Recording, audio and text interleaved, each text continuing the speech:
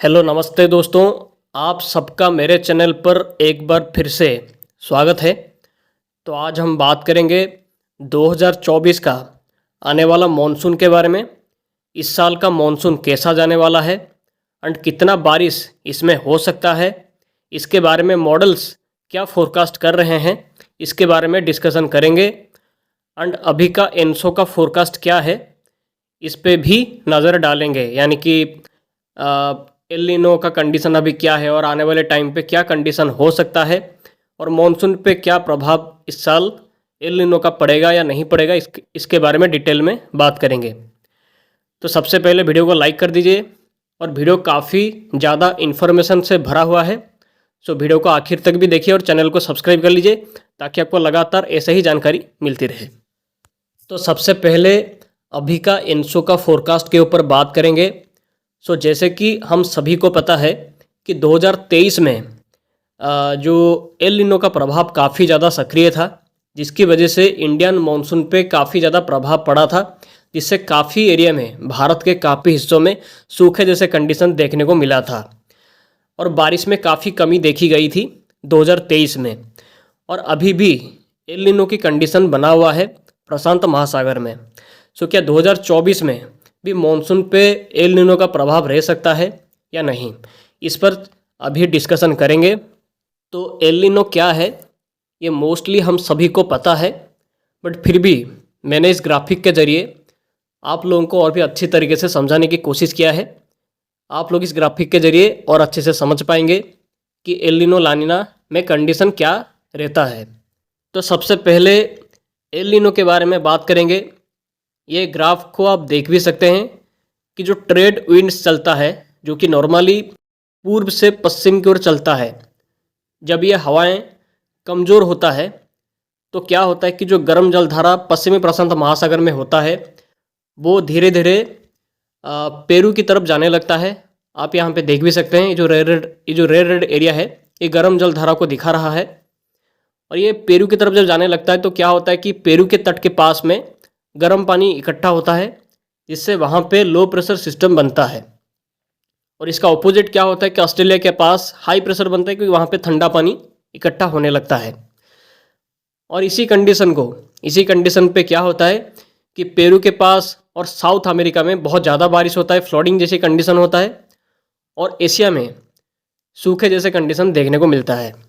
और ला नीना इसका उल्टा है। आप ला नीना के ग्राफ को भी देख ही सकते हैं कि ला नीना के टाइम पे क्या होता है कि ट्रेड विंड्स फिर से स्ट्रांग होता है, यानी कि वो फिर से पूर्व से पश्चिम की तरफ चलने लगता है, जिससे क्या होता है कि जो पेरू के पास जो गर्म पानी होगा वो धीरे धीरे करके फिर से पश्चिमी प्रशांत महासागर की ओर आने लगता है और पेरू के पास पानी ठंडा होने लगता है। इसी प्रोसेस को ला नीना बोलते हैं। इसमें क्या होता है कि पेरू के पास हाई प्रेशर सिस्टम बनता है और ऑस्ट्रेलिया के पास लो प्रेशर सिस्टम बनता है, जिससे होता क्या है कि पेरू में और दक्षिणी अमेरिका में हमें सूखे जैसे कंडीशन देखने को मिलता है, बट एशिया में और मॉनसून पे जो भारत के कंडीशन में बहुत अच्छी बारिश देखने को मिलता है।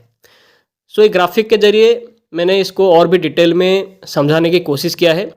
आप चाहें तो इस ग्राफिक को और अच्छे से देखकर समझ पाएंगे कि एक्चुअली एल नीनो ला नीना क्या है। तो मैंने बेसिकली आपको समझा दिया है कि एल नीनो ला नीना क्या होता है।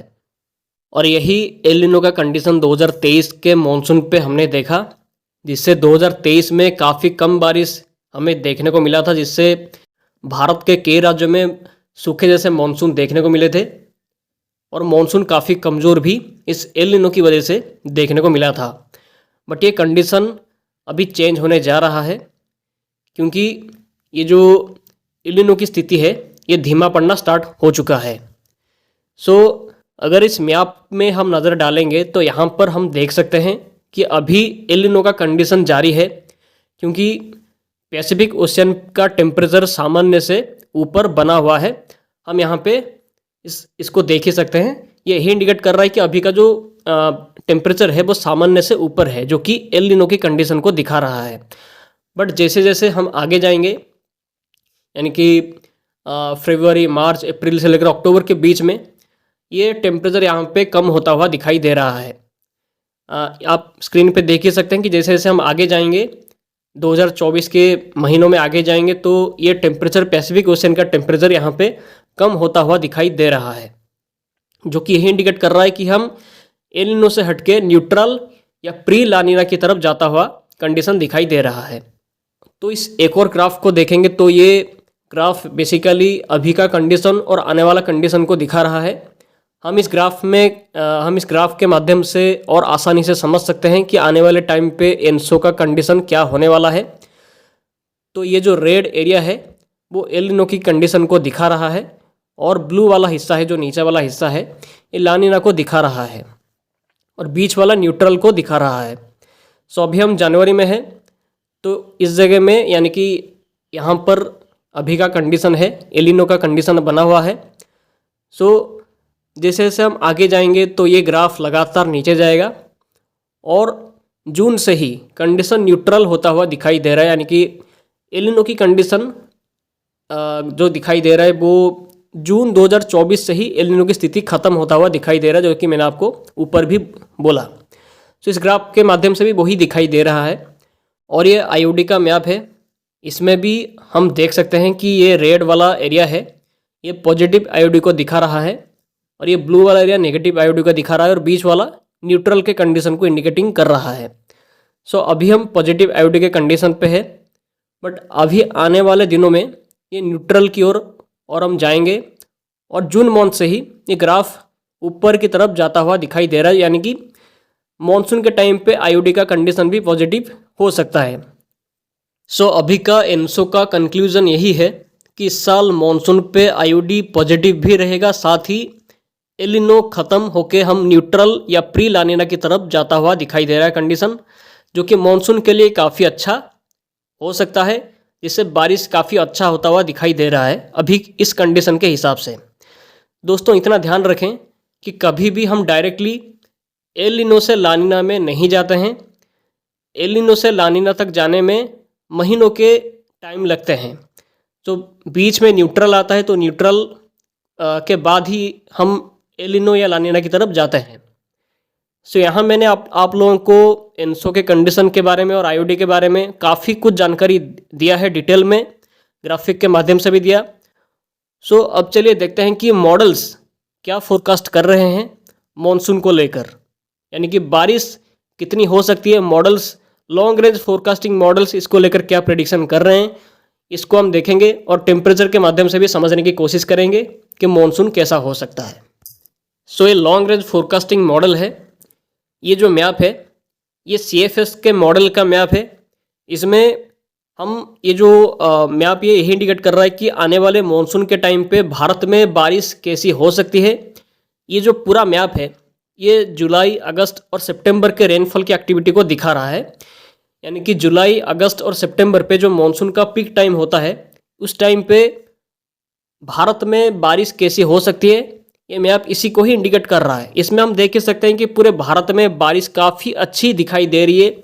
मध्य भारत, उत्तर पश्चिम भारत से लेकर दक्षिणी भारत, पश्चिम भारत, पूर्वी भारत और उत्तर पूर्वी भारत के हिस्सों में भी बारिश काफ़ी अच्छी दिखाई दे रही है। दक्षिणी भारत में भी बारिश अच्छी दिखाई दे रही है, यानी कि जो बारिश है ये सामान्य से ऊपर जैसी कंडीशन होता हुआ दिखाई दे रहा है इस मैप के हिसाब से। तो ये जो मैप है ये अगस्त, सितंबर और अक्टूबर महीने का रेनफॉल के मैप को इंडिकेट कर रहा है। इसमें भी हम देखेंगे तो पूरे भारत में बारिश सामान्य से ऊपर होता हुआ दिखाई दे रहा है। इस मैप में हम देख ही सकते हैं पूरी की पूरी तरीके से भारत के हर एक हिस्से में बारिश ठीक ठाक होता हुआ दिखाई दे रहा है। तो एक और मॉडल है, ये जुलाई, अगस्त और सितंबर के रेनफॉल के मैप को इंडिकेट कर रहा है। इसमें भी हम देख ही सकते हैं कि पूरे के पूरे भारत में बारिश काफ़ी अच्छी और ठीक ठाक होता हुआ दिखाई दे रहा है, यानी कि भारत के अधिकतर राज्यों में सामान्य से ऊपर की बारिश हो सकता है, ऐसा मॉडल्स अभी के फोरकास्ट कर रहे हैं। और ये अगस्त, सितंबर, अक्टूबर महीने के रेनफॉल की एक्टिविटी को दिखा रहा है। इसमें भी पूरे भारत में काफ़ी अच्छी बारिश और ठीक ठाक बारिश होता हुआ दिखाई दे रहा है, यानी कि जो पूरे लॉन्ग रेंज मॉडल्स की तरफ से फोरकास्ट निकल के आ रहा है वो यही है कि भारत में इस साल का जो मानसून है वो काफ़ी अच्छा जाने वाला है। या तो सामान्य बारिश हो सकती है, सामान्य से ऊपर की बारिश हो सकती है इस साल। पाकिस्तान में भी इस बार अच्छी बारिश हो सकती है। पिछले साल काफ़ी सूखा जैसा कंडीशन था, बट इस बार ऐसा नहीं होगा। इस बार मॉडल्स सपोर्ट भी कर रहे हैं और कंडीशन भी सपोर्ट कर रहा है कि इस साल का मानसून काफ़ी अच्छा जाने वाला है। सामान्य बारिश या सामान्य से ऊपर की बारिश इस साल हो सकता है। सो टेम्परेचर के माध्यम से समझने की कोशिश करेंगे तो ये जो मैप है ये टेम्परेचर को इंडिकेट कर रहा है। सो ये जुलाई महीने का ये मैप है। इसमें हम देखेंगे तो ये जुलाई महीने में भारत के अधिकतर राज्यों में, खास करके पूर्वी और मध्य भारत के हिस्सों में और उत्तर भारत के कुछ हिस्सों में जो टेम्परेचर है वो सामान्य से कम होता हुआ दिखाई दे रहा है। यानी कि बारिश काफ़ी ज़्यादा होगी, क्लाउड कवर काफ़ी रह सकता है इस टाइम, जिससे टेम्परेचर सामान्य से कम हो सकता है। जो कि यही मैप यही इंडिकेट कर रहा है कि बारिश काफ़ी अच्छी हो सकती है। और अगस्त महीने में भी सेम ही कंडीशन है। मध्य भारत के कई हिस्सों में टेम्परेचर सामान्य से कम होता हुआ दिखाई दे रहा है, जो कि यही इंडिकेट कर रहा है कि इस जगह में बारिश काफ़ी अच्छी हो सकती है। और सितंबर महीने में भी हम देख ही सकते हैं कि सितंबर महीने में भी भारत के अधिकतर राज्यों में सामान्य से नीचे की टेम्परेचर दर्ज हो सकता है, जो कि यह इंडिकेट कर रहा है कि जो मॉनसून के टाइम पे जो बारिश है वो काफ़ी ज़्यादा अच्छी होगी। ये जो सामान्य से नीचे के टेम्परेचर में बात कर रहा हूँ, ये बेसिकली यही है कि सपोजली जो टेम्परेचर मॉनसून के टाइम पे रहता है उससे थोड़ा सा नीचे रह सकता है, जो कि अगर ज़्यादा बारिश होता है तो आपने देखा होगा कि ठंड थोड़ी सी ज़्यादा पड़ती है। तो ऐसा ही कंडीशन कुछ देखने को मिलेगा, क्योंकि ज़्यादा क्लाउड कवर रहने की वजह से टेम्परेचर थोड़ा सा कम रह सकता है, जो कि ये मैप यही इंडिकेट कर रहा है कि आने वाले टाइम पे मॉनसून के टाइम पे जो भारत के हिस्सों में बारिश होगी वो काफ़ी ज़्यादा अच्छी होगी। और टेम्परेचर के मामले में भी हमने देखा कि मॉनसून का कंडीशन काफ़ी अच्छा इस बार हो सकता है। और कंडीशन एनसो के कंडीशन और आईओडी का कंडीशन के हिसाब से भी यही आंसर मिल रहा है कि इस साल का मॉनसून काफ़ी अच्छा जाने वाला है। यानी कि फिर से बोल रहा हूँ कि इस साल का मॉनसून या तो सामान्य जाएगा या सामान्य से ऊपर रह सकता है। सारा कंडीशन यही इंडिकेट कर रहा है कि इस साल का बारिश काफ़ी अच्छा हमें देखने को मिल सकता है, जो कि किसानों के लिए काफ़ी अच्छी बात है। सो उम्मीद है कि आप लोगों को ये वीडियो काफ़ी अच्छा लगा होगा। मैंने इसमें काफ़ी रिसर्च करके, बहुत मेहनत करके वीडियो को बनाने में टाइम दिया है। सो अगर आपको यहाँ पर कोई भी इन्फॉर्मेशन मिला होगा तो आप मेरे चैनल को सब्सक्राइब कर लीजिए और सपोर्ट दिखाइए, ताकि मैं आने वाले टाइम पे और भी ऐसे ऐसे कंटेंट आप लोगों के लिए ला पाऊँ। और चैनल को सब्सक्राइब, वीडियो को लाइक कर लीजिए। तो होप करूँगा कि आपको इसमें काफ़ी कुछ जानकारी मिला हो। अगर कोई भी कन्फ्यूज़न हो तो आप कमेंट में पूछ सकते हैं, मैं वहाँ पे भी आपको आंसर देने की कोशिश करूँगा। सो इस वीडियो पे फिलहाल अभी के लिए इतना ही, फिर मिलते हैं अगले वीडियो में। आप सभी का बहुत बहुत धन्यवाद वीडियो में आखिर तक बने रहने के लिए। आप सभी का दिन शुभ हो।